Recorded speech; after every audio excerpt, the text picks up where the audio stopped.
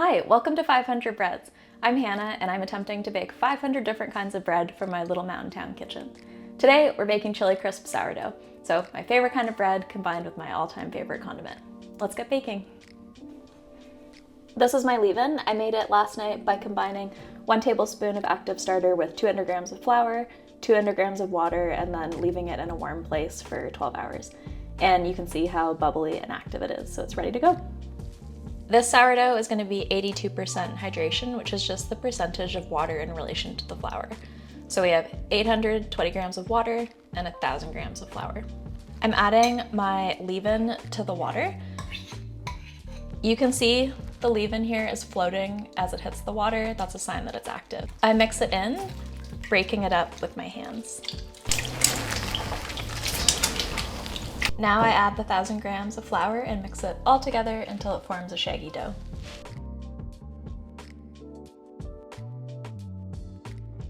I leave this dough now for 30 minutes to autolyse, which essentially just means that the flour in the dough is absorbing the water. Everyone's getting to know each other. Now I'm adding the salt to the dough, and I'm just gonna mix it in with my hands to make sure that it's well incorporated.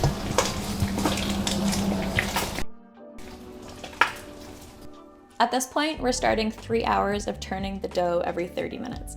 So you're gonna reach under one side of the dough, you're gonna lift it up, stretch it out, and you're gonna tuck it back under itself. You can turn the bowl, and you're gonna do this 3 more times. Up, over, tuck.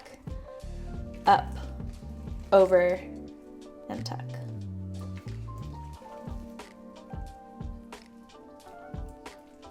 This is the 3rd turn, and now I'm adding the chili crisp gradually.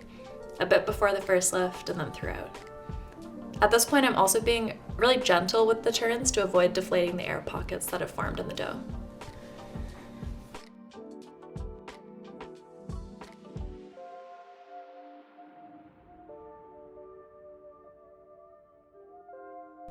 I'm turning the dough out, and then I'll sprinkle some flour and divide it in 2.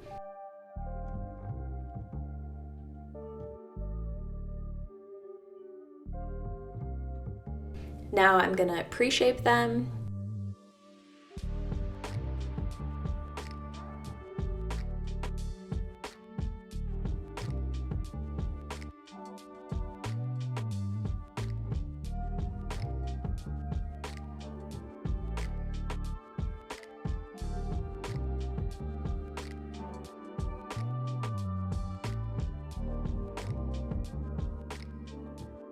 Cover these guys and let them rest for 20 minutes.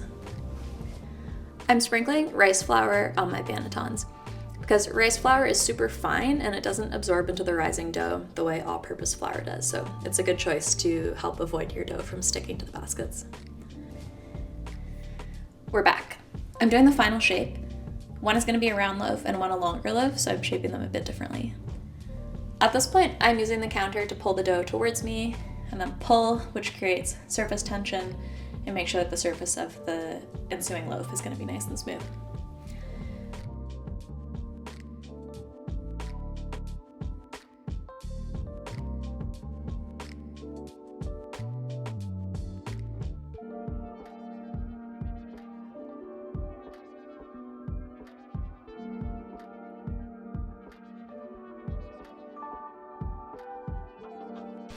All right, now we're gonna let these beauties rise for 3 hours and then we can bake them. Wow, look at these loaves. Time to score and get them in the oven.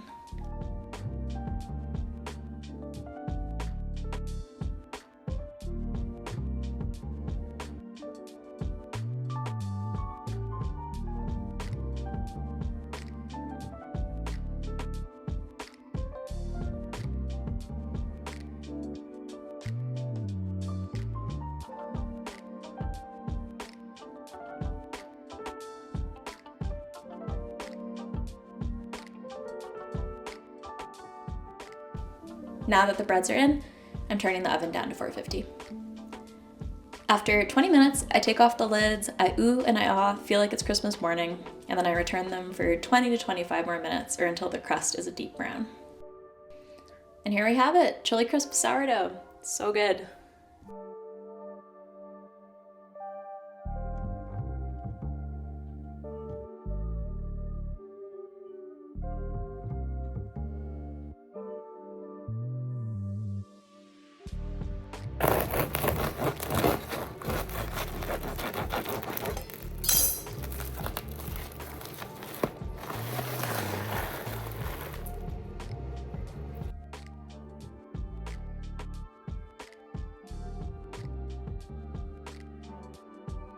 Thanks for joining along as I baked Chili Crisp sourdough today. If you'd like to follow as I bake the next 496 spreads, then subscribe to my channel. See you next time!